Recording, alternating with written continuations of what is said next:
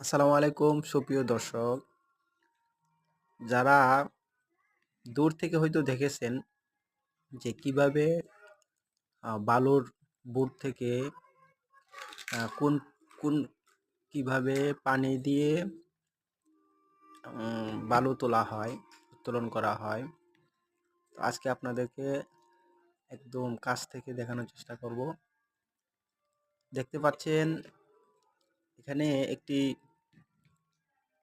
আহ, একটা ইঞ্জিনের মাধ্যমে 3টি পাইপের মাধ্যমে পানিকে স্পিডে দিয়ে বালুগুলোকে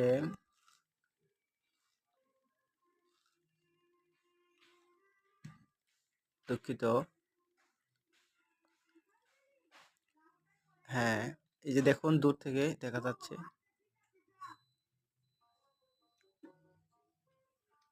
এটা হলো পদ্মার পাড়, সারাঘাট বলে আর কি জায়গাটার নাম।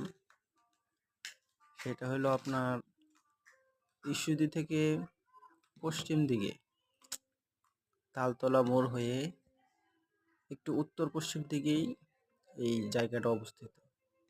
পদ্মার পাড়, এখানে এই বালু উত্তোলন করা হয়। এই সবটাই পদ্মা নদী। ওই পারে শুধু বালু আর বালু, বিশাল চর। ধন্যবাদ সাথে থাকার জন্যে।